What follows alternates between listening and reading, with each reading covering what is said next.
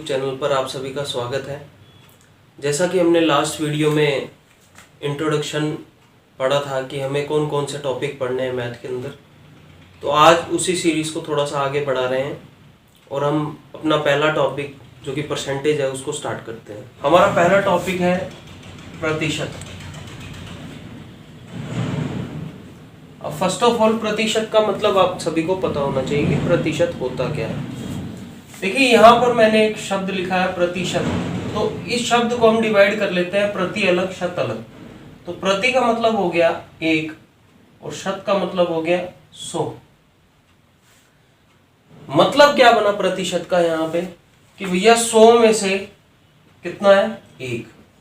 ठीक है, actual percentage या प्रतिशत का मतलब यही होता है कि भैया 100 में से 1 या 100 में से कितना, जितना कि आपको दे रखा है क्वेश्चन के अंदर, कितना पूछ रखा है। जैसे कि फॉर एग्जांपल मैं यहाँ पे लिख देता हूँ 10%, तो मैं ये पूछूंगा भैया ये कितना लिखा हुआ है, तो आप ये बोल सकते हो कि भैया ये लिखा हुआ है 100 में से 10। मैंने क्या किया, इस 10 को एज इट इज रखा और ये परसेंटेज को मैं नीचे ले गया, जिसको मैंने क्या बना दिया 100 बना दिया।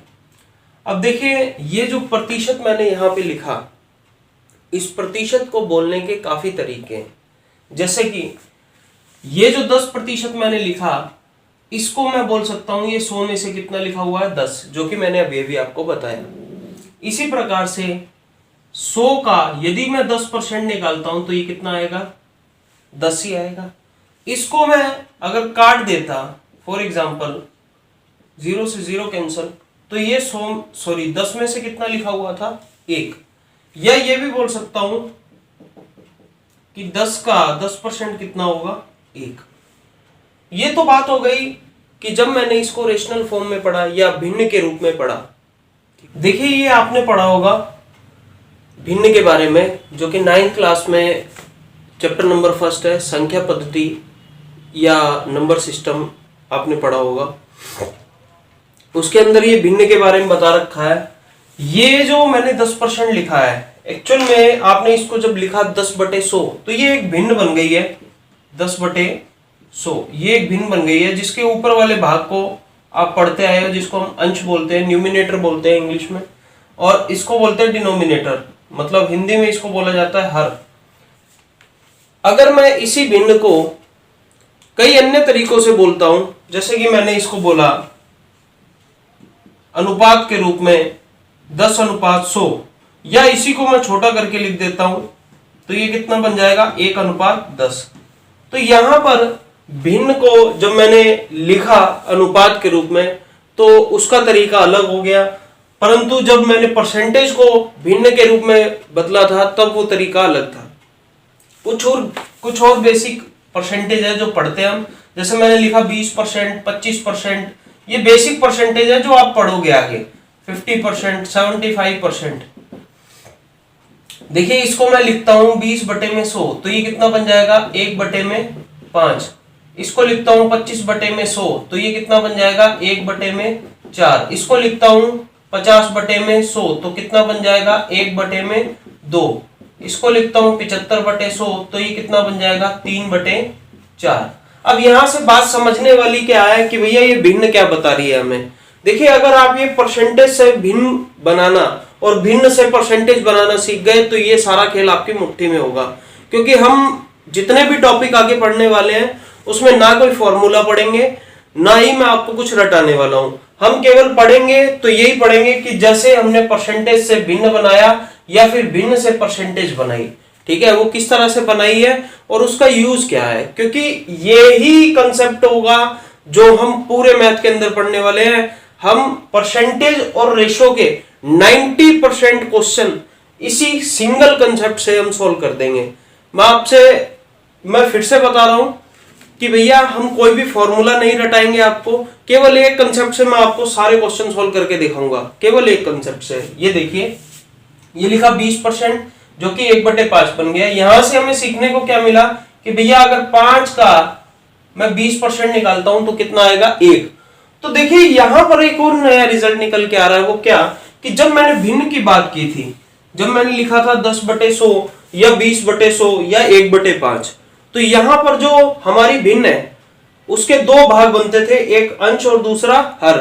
तो ये जो हर वाला जो पार्ट था जिसको मैं डिनोमिनेटर बोलता था, ये जो हर है ये हमारी इस भिन्न का वास्तविक मान बता रहा है कि वास्तविक मान कितना है 5, मतलब रियल वैल्यू इसकी बता रहा है कि ये रियल वैल्यू इसकी 5 है। अगर मैं इसका इतना ही परसेंट निकाल दूं, किसका, इस रियल वैल्यू की इतनी ही परसेंट निकाल दूं, तो वो मेरे पास कौन से भाग में आ जाएगी, अंश भाग में आ जाएगी, ऊपर वाले भाग में आ जाएगी। मैं फिर से इस बात को रिपीट कर देता हूं कि अगर नीचे वाले भाग का, जिसको मैं हर बोलता हूं या मैं जिसको डिनोमिनेटर बोलता हूं, उसका जितना भी परसेंटेज यहां पर गिवन था जिसके हमने ये भिन्न बनाई थी, उसका उतना परसेंट अगर हम यहां पे निकालते हैं तो वो हमारे अंश भाग में आ जाएगा, न्यूमिनेटर में आ जाएगा। और समझते हैं, जैसे 4 का अगर मैं 25% निकालता हूं तो ऊपर वाला भाग आ जाएगा, मतलब कितना आ जाएगा 1। सिमिलरली 2 का 50% निकाला 1। सिमिलरली 75% का, जैसे कि हमने 3/4 फ्रैक्शन बनाया या भिन्न बनाई, इसी प्रकार से 4 का अगर मैं 75% निकालता हूं तो कितना आ जाएगा 3। देखिए ये तो काफी बेसिक परसेंटेज थी जो आजकल पूछनी बंद कर दी है। बेसिकली हो सकता है कुछ क्वेश्चन में आपको देखने को मिल जाएगी जो बड़े सिंपल क्वेश्चन होंगे, बट हम अच्छे अच्छे क्वेश्चन करने वाले हैं और हम वो भी क्वेश्चन करेंगे जो आपके प्रीवियस ईयर एग्जाम में पूछे गए थे। तो आइए कुछ इम्प्रॉपर फ्रैक्शंस जो होती हैं उनको हम कैसे सॉल्व करते हैं और किस तरह से उसकी परसेंटेज से हम भिन्न बनाते हैं वो देखते हैं। तो चलिए इम्प्रॉपर फ्रैक्शंस में लिख देता हूं यहाँ पे कुछ जिसके आप भिन्न बनाएंगे। जैसे मैंने लिखा, बड़ा ही बेसिक सा जो आपको देखने को मिलता है, 33 सही 1/3%, 12.5%, बड़े आसान से 11 सही 1/9%, 14 सही 2/7%, 16 सही 2/3%, 6 सही 2/3%। ये बड़ी बेसिक सी इम्प्रॉपर फ्रैक्शंस मैंने लिख दी है, ठीक है। इनको सॉल्व कैसे किया जाता है, देखिए पहले ध्यान से समझना, मैं फिर से आपको पीछे वाले कंसेप्ट पे लेके जा रहा हूं।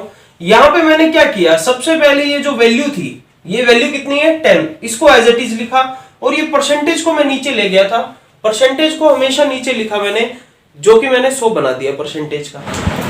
इसी प्रकार देखिए इस फ्रैक्शन को सबसे पहले हम सॉल्व करेंगे, जैसे 33 99 और 100/3, और इस प्रतिशत को मैं कहां लेके जाऊंगा, नीचे। तो देखिए ये फ्रैक्शन कितनी बन गई 1/3। तो यहां एक समझने वाली बात क्या बनती है कि इस भिन्न का अगर मैं आपसे पूछूं कि वास्तविक मान क्या बनेगा, तो इस भिन्न का वास्तविक मान, ये नीचे वाला मान जो हमारा 3 बन रहा है, वो इसका वास्तविक मान बनेगा, वो इसका वास्तविक मान बनेगा। इसी प्रकार से इसको सॉल्व करते हैं, 12 से 1/2, जो कि हमारे पास कितना बनेगा 25, 12 दूना 24 और 25/2 गुना में 100, सॉल्व करेंगे 1/4, तो फ्रैक्शन कितनी आ गई 1/8। तो यहाँ हमारे पास एक सीखने वाली बात ये भी है कि भैया ये जो भिन्न है वो अपने बारे में खुद ब खुद बता रही है। कैसे, ये बता रही है कि 8 में से कितना लिखा हुआ है 1। इसी प्रकार से अगर मैं इस नीचे वाले मान का 12.5% निकालता हूं, मतलब अगर 8 का 12.5% निकालता हूं तो मेरे पास कितना आएगा 1। यहां से एक समझने वाली बात यह भी बनती है कि भैया जब कभी भी आप किसी प्रतिशत की भिन्न बनाओगे तो पहली बात तो ये कि नीचे वाला भाग हमेशा उसका वास्तविक मान बताएगा।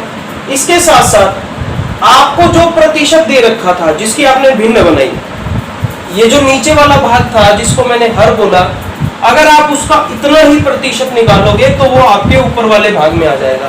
कैसे, जैसे 3 का अगर 33 से 1/3% अगर आप निकालते हो तो वो कितना आएगा 1। इसी प्रकार से 8 का अगर 12.5% निकालते हो तो वो कितना आएगा 1। नेक्स्ट चलते हैं, तो नेक्स्ट हमारे पास क्या है 11 99 और 100/9। इसी प्रकार प्रतिशत को नीचे लेके आऊंगा, फ्रैक्शन कितनी बन गई 1/9। देखिए बच्चों ये बिल्कुल बेसिक मैं आपको इम्प्रॉपर फ्रैक्शंस बता रहा हूँ जो कि बड़ी यूजफुल है आपके एग्जाम्स के लिए। देखिए HSSC में ज़्यादा नहीं पूछता है तो इसीलिए मैं कुछ बेसिक है उन्हीं से स्टार्ट कर रहा हूँ। हम चलेंगे आगे, हम एडवांस में भी जाएंगे, बट धीरे धीरे सबसे पहले मैं आपको बेसिक बता रहा हूँ, बिल्कुल 0 लेवल। नेक्स्ट चलते हैं, देखिए 14 7 98 और 2 100 बटे में 7 गुना में 100 सॉल्व करेंगे कितना आ गया 1/7। इसी प्रकार से जैसे मैंने यहाँ बोला था क्या कि अगर इस भिन्न का वास्तविक मान आपसे मैं पूछ लूं तो कितना बनेगा 7। इसी प्रकार इस भिन्न का वास्तविक मान आपसे पूछ लूं तो कितना बनेगा 9। नेक्स्ट में चलते हैं 16 किया 48 और 2 50 बटे में 3 गुना में 100 सॉल्व करेंगे 1 2 कितना आ गया 1/6। 6 में से कितना लिखा हुआ है 1 या भिन्न का वास्तविक मान कितना है 6 या 6 का 16 से 2/3% अगर आपसे मैं पूछ लूं तो कितना आएगा 1। इसी प्रकार से इसको सोल्व करते हैं ये कितना आया आपका 6 18 और 2 20 20 बटे में 3 नीचे गुना में कितना आ गया 100 सॉल्व करेंगे 1/5 फ्रैक्शन कितनी बन गई 1/15। ये बड़ी बेसिक सी जो है आपके पास फ्रैक्शंस जो मैंने आपको बताई इम्प्रॉपर फ्रैक्शंस ये आपके निरंतर एग्जाम्स में पूछी गई हैं इसीलिए मैंने इनको लिखा है। तो आइए हम आगे चलते हैं और कुछ क्वेश्चन करते हैं जो अभी तक हमने पढ़ा है। तो आइए पहला क्वेश्चन हम करते हैं। पहला क्वेश्चन जो कि आपको स्क्रीन पर दिख रहा होगा हमारे पास पहला क्वेश्चन है कि अगर किसी संख्या का 11 से 1/9% उसी में जोड़ दिया जाता है तो वो संख्या 900 हो जाती है। तो वास्तविक संख्या बताइए। देखिए इस क्वेश्चन में हमें करना क्या है एक्चुअल में इस क्वेश्चन में हम फर्स्ट ऑफ ऑल ये जो 11 से 1/9% हमें दिया गया है इस प्रतिशत के हम भिन्न बनाएंगे। देखिए अभी तक जो हमने पढ़ा वो हमने क्या पढ़ा कि प्रतिशत जहाँ कहीं भी हमें दिया हो उसकी सबसे पहले हमें भिन्न बनानी है। तो मैं इसकी भिन्न बनाऊंगा। ये देखिए इम्प्रॉपर फ्रैक्शन आपको दे रखी है तो 11 9 99 और 100 100/9 और गुणा में 100 तो फ्रैक्शन कितनी बन गई 1/9। अभी हमने एक चीज और पढ़ी वो क्या कि इस भिन्न की अगर मैं बात करता हूँ तो इस भिन्न का जो नीचे वाला भाग है जिसको हम हर बोलते हैं वो इस भिन्न का वास्तविक मान है। वो इस भिन्न का क्या है वास्तविक मान। तो अगर मैं ये वास्तविक मान के चलो देखिए सीधी सी बात है क्वेश्चन में कुछ ना कुछ तो मानना पड़ेगा क्योंकि बिना माने क्वेश्चन नहीं होगा। हमें रेफरेंस चाहिए कि किस रेफरेंस के अकॉर्डिंग हम ये बात कर रहे हैं कि उस संख्या में 11 से 1/9% बढ़ा दें जिससे कि मतलब संख्या 900 बन जाएगी। अब हम क्या करेंगे वास्तविक मान जो है यहाँ पर जो 9 बन रहा है इसको मान लेंगे कि 9 इकाई या 9 यूनिट हमारा वास्तविक मान है और क्वेश्चन के अकॉर्डिंग अगर इसका 11 से 1/9% मैं निकालता हूँ जो कि मेरे पास कितना आएगा 1। ये बात भी अभी हमने पढ़ी कि नीचे वाला भाग उसका वास्तविक मान बताता है और अगर इस नीचे वाले भाग का अगर मैं इतना ही प्रतिशत निकाल दूं तो वो मेरे पास कौन से भाग में आ जाता है अंश भाग में आ जाता है। तो हमें एक बात समझनी होगी यहाँ से वो क्या कि अगर मैं इस 9 में इसका 11 से 1/9% मतलब कि 1 जोड़ देता हूँ तो मेरे पास कितना बन जाता है 10। अभी हमें नहीं पता तो हम इसको यूनिट या इकाई मान के चलेंगे कि भाई 9 इकाई हमने मानी थी और कितनी इकाई बन गई 10 इकाई बन गई। तो 10 इकाई हमारे पास बन गई है परंतु क्वेश्चन में क्या बोल रखा है कि किसी संख्या में उसका 11 से 1/9% जोड़ देने पर वह संख्या 900 बन जाती है। आपके अनुसार कितनी बनी 10 और क्वेश्चन में कितनी बनी 900 मतलब 10 इकाई बराबर है कितने के 900 के। तो 1 इकाई बराबर होगी कितने के 90 के और आपको निकालना क्या है वास्तविक मान निकालना है जो कि कितने के बराबर है 9 इकाई के। तो मैं क्या करूंगा 1 इकाई जब मेरे पास 90 के बराबर आ गई तो 9 इकाई कितने के बराबर होगी इसको 90 से गुना कर देंगे तो हमारी वास्तविक संख्या कितनी आ गई 810। तो बड़ा ही आसान है निकालना बट ये है कि आपको कंडीशन पता होनी चाहिए कि भैया हमें करना क्या है। कंडीशन केवल और केवल एक यही है कि हमें जो भी प्रतिशत दे रखा है उसकी भिन्न बना ले और भिन्न के अकॉर्डिंग हम हर क्वेश्चन को सॉल्व करेंगे। चलिए नेक्स्ट क्वेश्चन की तरफ चलते हैं। तो नेक्स्ट क्वेश्चन आपको दिख रहा होगा कि अगर किसी संख्या में 64 जोड़ दिया जाए तो उस संख्या का 157 सही 1/7% बन जाता है। तो संख्या याद कीजिए। देखिए फिर से वही उसी प्रकार का क्वेश्चन है ये। इसमें फ्रैक्शन जो है वो आपको दे रखी है 157 सही 1/7%। ठीक है। क्वेश्चन में बोल रहा है कि किसी संख्या में 64 जोड़ दिया जाता है। तो देखिए क्वेश्चन में अगर वो 64 जोड़ रहा है तो बोल रहा है कि संख्या खुद का 157 से 1/7% बन जाती है। तो हम क्या करेंगे यहाँ पे, हम सबसे पहले वही जो अभी मैंने एक कंसेप्ट आपको बताया, वो क्या कि इस प्रतिशत का भिन्न बनाएंगे। तो इस प्रतिशत का भिन्न बनाएंगे कैसे, इसको इससे मल्टीप्लाई किया और एक इसमें जोड़ दिया, तो इसको इससे मल्टीप्लाई करूंगा, ये आपके पास आ जाएगा 1099 और एक ये आ गया आपके पास 1100 बटे में 7 गुना में कितना 100, काटेंगे तो ये कितना बन गया आपके पास 11/7। तो क्वेश्चन बड़ा अच्छा दे रखा है। क्वेश्चन में बोला कि किसी संख्या में उसका अगर मैं 157 से 1/7% जोड़ देता हूं तो वो खुद का कितना बन जाती है, सॉरी अगर किसी संख्या में 64 जोड़ देता हूं तो वो संख्या कितनी बन जाती है, खुद का 157 से 1/7% बन जाती है। अब हमें 64 जोड़ना है। तो देखिए फर्स्ट ऑफ ऑल यहाँ इस फ्रैक्शन के अकॉर्डिंग क्या चेंज हुआ वो चेक करेंगे। देखिए अगर इस 7 की मैं बात करता हूँ, 7 को मैं क्या मानूंगा यहाँ पे वास्तविक मान, क्या मानूंगा वास्तविक मान, मतलब ये मान लिया कि 7 इकाई हमारे पास वास्तविक मान है। ठीक है। क्वेश्चन के अकॉर्डिंग बोल रहा है कि यहाँ इसमें 64 जोड़ दिया है तो संख्या खुद का कितना बन जाती है 157 से 1/7%। अब अगर मैं आपसे ये पूछ लूं कि इस 7 का 157 से 1/7% कितना होगा तो आपका आंसर कितना होना चाहिए 11। मेरी बात समझ रहे हो, क्योंकि जितना चेंज यहाँ पर बोल रहा है वो मैंने पिछले क्वेश्चन में भी बताया, इससे पहले भी मैंने आपको बताया, जितना परसेंटेज यहाँ बोल रहा है वो आपके पास ऊपर आ जाएगा। समझ आ रही है मेरी बात, इसको वास्तविक मान माना और जितना चेंज हुआ वो आपके पास अंश भाग में मतलब ऊपर आ जाएगा। तो 7 इकाई से ये कितना बन गया 11 इकाई बन गया। अब अगर मैं आपसे ये पूछता हूं कि भैया जब आप 7 इकाई को 11 इकाई बनाते हो तो आपको कितनी इकाई इसमें चेंज करनी पड़ेगी या कितनी इकाई इसमें जोड़नी पड़ेगी, तो आप बोलोगे कि 4 इकाई मुझे जोड़नी पड़ेगी। सीधी सी बात है, 4 इकाई आपको जोड़नी पड़ेगी। और इस 4 इकाई को जो आपने बोला, ये क्वेश्चन में आपको बोला गया है कि ये कितने के बराबर है 64 के बराबर है। तो 4 इकाई अगर 64 के बराबर है तो एक कितने के बराबर होगा 16 के बराबर होगा। अब चाहे वो कुछ भी क्वेश्चन आपसे पूछ ले, देखिए यहाँ पर आपसे क्या पूछा है, यहाँ से तो आपसे पूछ रहा है कि भैया वास्तविक मान क्या होगा। तो वास्तविक मान तो आप इस तरह से निकाल सकते हो कि भैया एक इकाई मेरे पास बराबर आ गई 16 के, तो 7 इकाई कितने के बराबर होगी 16 7 112 के। आप ये भी निकाल सकते हो कि भैया चेंज होने के बाद वो संख्या कितनी बन गई। देखिए एक तरीका तो ये है कि 112 में आप 64 जोड़ दो। ठीक है। तो 112 में अगर आप 64 जोड़ रहे हो तो ये आपके पास कितना बन गया 176। ठीक है, 6 7 और 1। अदरवाइज आप ये क्या कर सकते हो, एक इकाई अगर 16 के बराबर है तो 11 इकाई कितने के बराबर होगी, ये आप डायरेक्ट मल्टीप्लाई कर सकते हो। तो ये आपके पास कितना आएगा 176।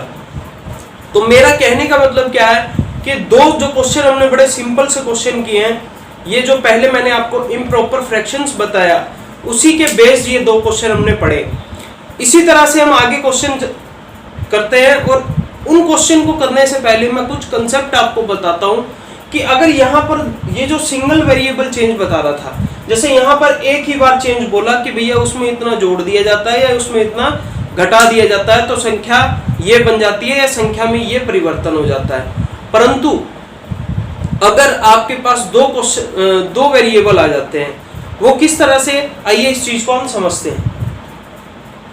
देखिए जो अभी मैं दो वेरिएबल की बात कर रहा था, एक्चुअल में वो कंसेप्ट क्या है, बड़ा ध्यान से समझना। मैं एक बड़ा सिंपल सा एग्जांपल आपको लेके समझाता हूं यहाँ पे कि वो सिंपल सा एग्जांपल क्या रहेगा। ये आप सभी ने पढ़ा होगा छोटी क्लासेस में, ये शेप किस प्रकार की है। ये एक आयत मैंने बना दिया है यहाँ पे। आयत में क्या होता है, उसकी लंबाई होती है और चौड़ाई होती है। ठीक है, एक बड़ा ही सिंपल सा एग्जांपल लेके मैं यहाँ पे आपको बता रहा हूँ कि एक्चुअल में मैं समझाने क्या वाला हूँ। ठीक है, तो हम क्या करते हैं, अगर मैं एक छोटा सा क्वेश्चन ले लेता हूं, जिस तरह से अभी अपने क्वेश्चन पढ़ा, जैसे आपकी स्क्रीन पे भी आपको दिख रहा होगा क्वेश्चन, आपको दिख रहा होगा कि किसी आयत की लंबाई को अगर 10% बढ़ा दिया जाए और चौड़ाई को 10% घटा दिया जाए तो उस आयत के क्षेत्रफल में क्या प्रभाव पड़ेगा। तो इस क्वेश्चन को करने से पहले मैं एक चीज आपसे पूछना चाहता हूं कि अगर आपको मैं 2 वेरिएबल दे देता हूं, ठीक है, या इन 2 वेरिएबल को लेकर के मैं आपसे सिंपल सा एक क्वेश्चन पूछता हूं कि भैया इसका एरिया या क्षेत्रफल क्या होगा, तो आप क्या बोलोगे, लंबाई गुना में चौड़ाई, इसका क्षेत्रफल क्या होगा। अगर मैं क्वेश्चन की बात करता हूं, क्वेश्चन में यहां आपको दे रखा है कि लंबाई को 10% बढ़ा दिया जाए और चौड़ाई को 10% घटा दिया जाए तो उसके क्षेत्रफल में क्या प्रभाव पड़ेगा। इस क्वेश्चन को भी हम उसी फ्रैक्शन बना करके, उसी तरह फ्रैक्शन बना करके इसको सॉल्व करने वाले हैं। कैसे, देखिए अगर मैं आपसे पूछता हूं 10% की भिन्न क्या बनेगी, तो यहाँ पे 10% की भिन्न बनेगी आपके पास 1/10, 1/10। अब ये जो मैंने आपके सामने लिखा है इसका एक्चुअल में मीनिंग क्या बनता है वो हम डिस्कस करते हैं। देखिए ये जो मैंने लिखा ऊपर लंबाई के बारे में लिखा, इसमें 2 केस आ गए। कौन से, एक तो पहले का केस, मतलब पहले लंबाई कितनी थी, और एक बाद का केस, ठीक है, मैं बात कर रहा हूं लंबाई की, ठीक है। तो देखिए जब इसमें 10% चेंज हो रहा है और 10% बढ़ रही है, तो अगर मैं आपसे ये पूछूं कि एक्चुअल में थी कितनी पहले, तो आपके फ्रैक्शन के अकॉर्डिंग पहले ये लंबाई कितनी थी 10, जो कि अब बाद में कितनी बन गई है 10% बढ़ रही है, तो 10 में कितना बढ़ी, 1 बढ़ी, तो 10 में 1 बढ़ करके ये कितनी बन गई 11, ठीक है। इसी तरह चौड़ाई की बात करता हूं, तो चौड़ाई भी पहले कितनी थी 10, और 10 में 10% घट रही है, मतलब कितना घट रही है, 1 घट रही है, तो 1 घट रही है तो 1 घटा दो भैया, कितनी बन गई 9। अब अगर मैं आपसे ये पूछूं कि पहले क्षेत्रफल कितना था और अब क्षेत्रफल कितना है, तो आपका आंसर क्या होगा कि पहले क्षेत्रफल था 10 गुना में 10 100, और अब क्षेत्रफल कितना है 9 गुना में 11 99, ठीक है। अब मैं उस क्वेश्चन पे आता हूं जो अभी मैंने पढ़ा, क्या कि भैया अगर लंबाई को 10% बढ़ा दिया जाए और चौड़ाई को 10% घटा दिया जाए तो बताइए उसके क्षेत्रफल में कितने प्रतिशत का प्रभाव पड़ेगा, या क्षेत्रफल कितने प्रतिशत चेंज होगा। अब सीधी सी बात है, देखिए आपने लंबाई भी मान ली, चौड़ाई भी मान ली, उतना ही उसमें चेंजेस भी बता दिया, आपके पास एरिया भी आ गया, क्षेत्रफल भी आ गया, कौन सा, पहले वाला और बाद वाला। वैसे तो देखने से ही पता लग रहा है कि कितने का चेंज हो रहा है, 1% का चेंज हो रहा है, और ये माइनस मैंने इसलिए लिखा क्योंकि 1% क्षेत्रफल घट रहा है, पहले कितना था 100 और अभी कितना हो रहा है 99। ये बात आई थिंक सभी को समझ आ गई होगी। मेरा समझाने का मकसद क्या था वो मैं अब फोकस करता हूं। देखिए मेरा यहाँ समझाने का ये मकसद था कि ये केवल आपको लंबाई चौड़ाई या मेंसुरेशन में काम नहीं आने वाला है, ये जो कंसेप्ट है ये केवल इसी में काम नहीं आने वाला है। मैं आपको इस अकेले कंसेप्ट से, मैं आपको इसी क्वेश्चन को लेकर के मैं 3-4 चैप्टर के क्वेश्चन आपको मैं यहाँ पे करके दिखाता हूँ अभी, जिससे आपको ये कंसेप्ट क्लियर हो जाएगा कि मैं आपको यहाँ क्या बोल रहा हूँ, ठीक है। तो चलिए हम इसको लेकर के आगे डिस्कशन करते हैं। देखिए ये तो अभी मैंने बोला था लंबाई और चौड़ाई के बारे में। अब अगर मैं यहाँ पर इस क्वेश्चन को थोड़ा सा चेंज कर देता, कैसे, जैसे अगर ये क्वेश्चन होता प्रॉफिट एंड लॉस का, मतलब लाभ और हानि का, तो इस क्वेश्चन को मैं करके दिखाता हूं। देखिए लाभ और हानि की अगर मैं बात करूं तो एक क्वेश्चन इसी क्वेश्चन के बेस पे मैं बना देता हूं, क्या कि भैया 3 बंदे हैं यहाँ पे, ए बी और सी, ए बी और सी, ये 3 बंदे ले लिए, तीनों व्यापार में हिस्सा ले रहे हैं। क्वेश्चन की जो न्यूमेरिक वैल्यू है जो अभी हमने पढ़ी थी, कौन सी, एक 10% बढ़ रही थी और एक 10% घट रही थी, वो न्यूमेरिक वैल्यू मैं एज इट इज लूंगा। आपको क्वेश्चन को ध्यान से समझना है। क्या मैंने कहा कि ए ने कोई वस्तु बी को बेची और ए ने इस पे 10% का लाभ कमाया, क्या कमाया, लाभ कमाया। बी ने उसी वस्तु को सी को बेची और बी ने इस वस्तु पर 10% की हानि कमाई या 10% की हानि हुई। आपको हो सकता है जैसे पिछले क्वेश्चन में था कोई एक वैल्यू दे देगा, जैसे हमने लास्ट क्वेश्चन में पढ़ा था कि किसी संख्या में उसका 157 से 1/7% जोड़ देने 64 जोड़ देने पर वो खुद का 157 से 1/7% बन जाती है। तो इसी तरह से कुछ ना कुछ एक वैल्यू आपको यहाँ पे देगा। वो कैसे? जैसे मैंने बोल दिया कि सी ने वह वस्तु 198 रुपए में खरीदी, तो बताइए ए ने उस वस्तु को कितने रुपए में खरीदा था। बड़ा ही सिंपल सा क्वेश्चन है, ठीक है। मैंने क्या दिया, मैंने क्वेश्चन को आपके सामने पूरा का पूरा खोल के रख दिया है। क्या कि भैया ए ने एक वस्तु को 10% लाभ पर बी को बेचा और बी ने जब सी को बेचा तो उसको 10% की हानि हुई। यदि सी ने उसको 198 रुपए में खरीदा तो बताइए ए ने उसको कितने में खरीदा था, या ए का क्रय मूल्य क्या था, या ए का कॉस्ट प्राइस क्या था। आई थिंक क्वेश्चन आप समझ गए होंगे कि मैं यहाँ पे क्या पूछने वाला हूं। अब हम क्या करेंगे, वो ही कंसेप्ट लेके चलेंगे। कौन सा? ये वाला। जैसे कि मैंने आपको दे रखा है यहाँ पे कि पहले 10% का लाभ हो रहा है और उसके बाद 10% की हानि हो रही है। तो हम जैसे जैसे क्वेश्चन में दिया है उसी तरह से क्वेश्चन में आगे चलेंगे। सबसे पहले इसकी फ्रैक्शन बनाएंगे। ये देखिए मैंने बना रखी है 1/10। तो आपने क्या करना है कि 10 से उस वस्तु पे 1 का लाभ कमाया तो वस्तु कितने की बेच दी? 11 की बेच दी। अब आपको यहाँ पर आई थिंक कंफ्यूजन भी हो रहा होगा कि सर यहाँ पर यदि ए ने इसको 10 में खरीदा था तो बी ने इसको कितने में खरीदा? 11 में। या ए ने उसको कितने में बेचा? 11 में। परंतु यहाँ सेकंड कंडीशन के अकॉर्डिंग बी ने उसको कितने का खरीदा? 10 का, और सी ने उसको कितने का खरीदा? 9 का। या बी ने उसको कितने का आगे बेच दिया? 9 का। देखिए यहाँ पे कंफ्यूज नहीं होना है। मैं एक क्वेश्चन और करवाऊंगा जिसमें ये सारे कंसेप्ट आपके क्लियर हो जाएंगे। आपने करना क्या है, जस्ट फ्रैक्शन बनानी है और फ्रैक्शन के अकॉर्डिंग क्वेश्चन को सॉल्व करना है। देखिए क्या यहाँ पे फ्रैक्शन थी कि भैया 10% का लाभ कमा रहा है तो 10 पे 1 का लाभ कमाया तो कितने का बेचा आगे? 11 का। इसी तरह दूसरी फ्रैक्शन क्या बोल रही है कि भैया 10 का खरीदा था और 1 की हानि हो गई तो कितने का बेच दिया? 9 का। ओवरऑल रिजल्ट आपने देखना है क्या, इसकी इसके साथ मल्टीप्लाई, इसकी इसके साथ मल्टीप्लाई। तो आपके अकॉर्डिंग वस्तु 100 की थी और अंत में वो वस्तु कितने की बिकी? 99 की। मेरी बात ध्यान रखना, बड़ी इंपॉर्टेंट बात बता रहा हूं आपको। ये जो मैंने वैल्यूज लिखी है ये आपको इनिशियल और लास्ट वैल्यू का रेशो बताती है। मैं फिर से बता रहा हूं, ये जो लास्ट में वैल्यू आपके पास आएगी ये प्रारंभिक और अंतिम मान का अनुपात होगा। मेरी बात ध्यान से सुनना।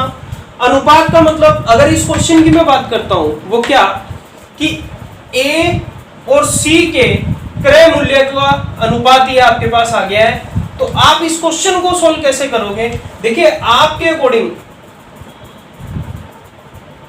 ये वैल्यू आई 100 और ये आई 99, परंतु क्वेश्चन में कुछ अलग दे रखा है। ये बोल रहा है कि सी ने उसको कितने में खरीदा?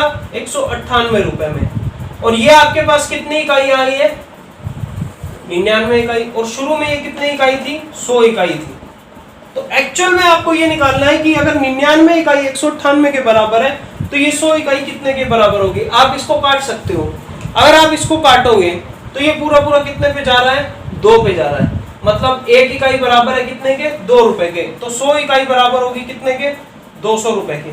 तो बड़ा सिंपल सा कंसेप्ट है। देखिए क्वेश्चन सेम था, क्वेश्चन की न्यूमेरिक वैल्यू सेम थी, परंतु ये क्वेश्चन मैंने आपको कहां करवा दिया? लाभ हानि में करवा दिया। अगर ये क्वेश्चन कंपाउंड इंटरेस्ट या सिंपल इंटरेस्ट का होता तो भी बिल्कुल इसी प्रकार का ये कंसेप्ट लगता। अगर ये क्वेश्चन अभी जो हम पढ़ेंगे आगे चाय चीनी के क्वेश्चन होते हैं तो भी सेम कंसेप्ट लगता। अभी मैं आपको एक क्वेश्चन वैसा भी करवाऊंगा। अगर ये क्वेश्चन जनसंख्या बेस्ड होता तो भी बिल्कुल ऐसा ही कंसेप्ट लगता। तो चलिए केवल एक कंसेप्ट से आगे के हम क्वेश्चन सॉल्व करते हैं। अगला क्वेश्चन आपको दिख रहा होगा कि चीनी की कीमत में 16 से ही 2/3% की वृद्धि हो जाती है, तो जिससे कि किसी परिवार की जो खपत है वो 20% कम हो जाती है। तो आपसे क्वेश्चन में क्या पूछ रहा है? क्वेश्चन में आपसे पूछ रहा है कि खर्चे में कितने प्रतिशत का बदलाव होगा या खर्चे में कितने प्रतिशत का प्रभाव पड़ा। ठीक है, कि खर्चा बढ़ा है या घटा है। क्वेश्चन में क्या दे रखा है, फिर से पढ़ देते हैं कि चीनी की कीमत में कितने की वृद्धि हो गई, 16 से 2/3% की वृद्धि हो गई। ठीक है, एक वेरिएबल आपको बढ़ा हुआ मिल रहा है, यहाँ पे बढ़ रहा है, और दूसरा क्या बोल रहा है कि कोई परिवार जो है उसकी खपत में जो है 20% की कमी हो गई। ठीक है, तो हम वही कंसेप्ट यहाँ पे यूज करेंगे जो अभी तक हम पढ़ते हैं, क्या कि इस प्रतिशत की सबसे पहले मैं भिन्न बनाऊंगा, तो 16 3 48 और 2 50 बटे में 300, जो कि भिन्न आपकी कितनी बन गई, 1/6। समझने वाली बात क्या बनी यहाँ पे। ठीक है, देखिए पहले जो मैंने लिखा था, दो शब्द लिखे थे यहाँ पे, एक तो लिखा था कि पहले और एक लिखा था बाद में। ठीक है, मतलब पहले खर्चा कितना था या पहले उस प्रोडक्ट की कीमत कितनी थी। तो ये कीमत की बात कर रहे हैं यहाँ पे और ये खर्चे की बात कर रहे हैं यहाँ पे कि भैया खर्चा जो है, सॉरी खपत जो है वो इतनी चेंज हो गई है। अब समझने वाली बात क्या है कि पहले कीमत कितनी थी, तो यहाँ पे वास्तविक मान कितना बन रहा है, 6। तो मैंने मान लिया है कि पहले कीमत 6 थी, अभी 6 में कितना बढ़ गई, 16 से 2/3%, मतलब 1 बढ़ गई। तो अब जो इसकी कीमत है वो कितनी हो गई, 7 यूनिट हो गई। पहले 6 इकाई थी, अभी कितनी इकाई हो गई है, 7 इकाई हो गई है।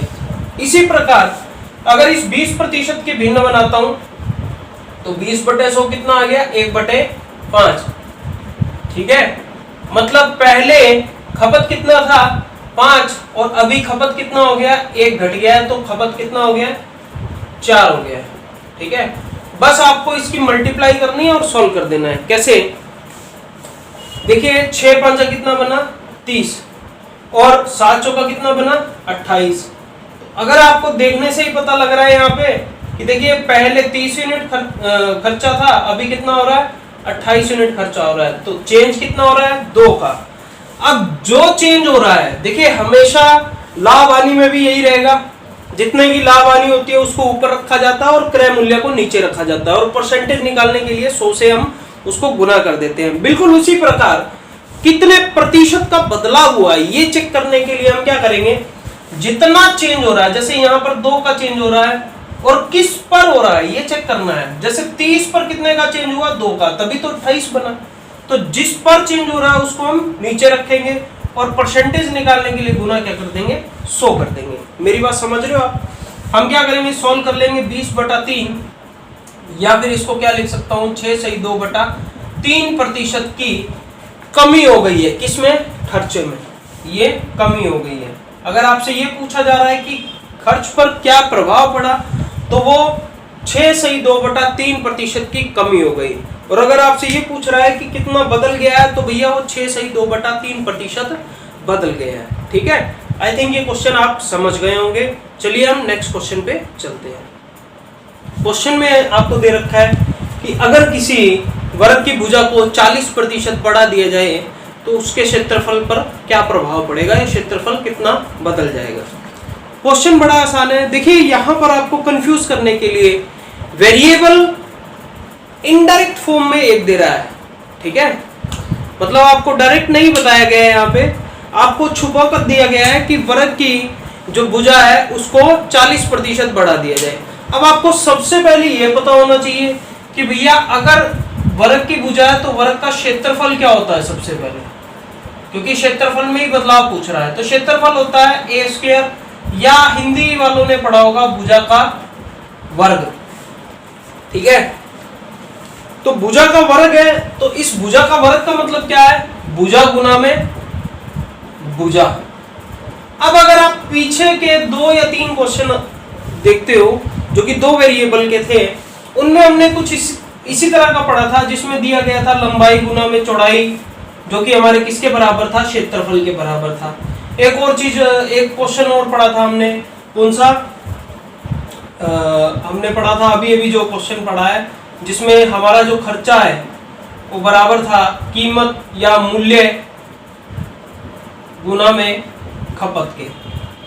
तो क्वेश्चन की अगर मैं बात करता हूं तो देखिए यहां भी दो वेरिएबल बन रहे हैं, पीछे भी जो हमने पढ़े थे उनमें भी दो दो वेरिएबल थे, ठीक है। जो कि ये तीसरा वेरिएबल है वो डिपेंड करता है इन दो वेरिएबल के चेंजेस पे। तो ये बात आपको समझनी बहुत जरूरी है।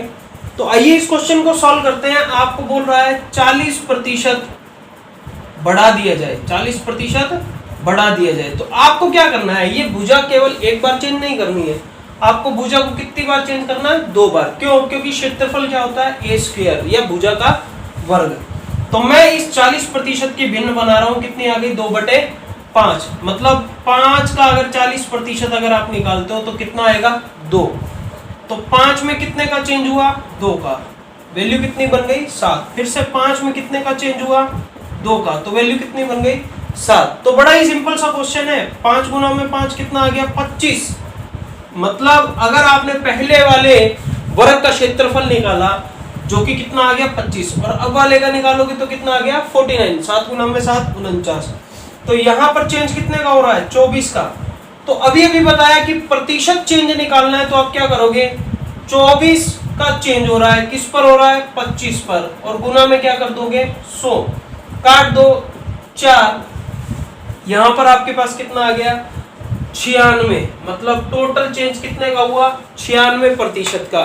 और 96% का जो चेंज हो रहा है वो क्या हो रहा है कि 96% क्षेत्रफल बढ़ रहा है। क्योंकि देखिए यहां पर 25 पर कुछ ना कुछ प्लस होने के बाद ही 49 बनेगा। अगर ये जो वैल्यू है 49 जो है वो इससे कम आती तो हम बता सकते थे, साफ साफ देखने से पता लग रहा था कि अगर ये कम आती तो हमारा क्षेत्रफल घट जाता। अब ये ज्यादा आ रही है तो ऑब्वियसली क्षेत्रफल क्या होगा, हमारा बढ़ेगा। तो ये बड़े ही सिंपल से क्वेश्चन थे। हम कुछ और क्वेश्चन करते हैं, इसके बाद हम इसका एक एडवांस का लेक्चर भी लेंगे जो कि लगभग आपकी आधे घंटे पौन घंटे की वीडियो होगी, जिसमें कि हम प्रतिशत के एडवांस क्वेश्चन करेंगे। ये बड़े सिंपल से क्वेश्चन मैं आपको करवा रहा हूँ, बहुत आसान क्वेश्चन करवा रहा हूँ। और लास्ट वीडियो या थर्ड वीडियो में जो हम पढ़ेंगे वो सभी बच्चों के लिए बड़ा इंपॉर्टेंट होगा, और खासकर उन बच्चों के लिए इंपॉर्टेंट होगा जो HSSC की तैयारी कर रहे हैं। क्योंकि HSSC के प्रीवियस ईयर पेपर्स मैं यहाँ पे डिस्कस करूंगा, और उनमें वो क्वेश्चन डिस्कस करूंगा जो कि इस चैप्टर से रिलेटेड हो गए। मतलब प्रतिशत के जितने भी क्वेश्चन अभी तक आए हैं HSSC के प्रीवियस ईयर एग्जाम्स में, जो कि हमारे पास पेपर अवेलेबल है, जितने भी पेपर अवेलेबल है उन सभी के क्वेश्चन मैं यहाँ करवाने वाला हूँ। तो आप वो वीडियो जरूर देखें। साथ ही अगर ये वीडियो आपको अच्छी लगी हो तो प्लीज़ लाइक, सब्सक्राइब और शेयर जरूर करें। धन्यवाद।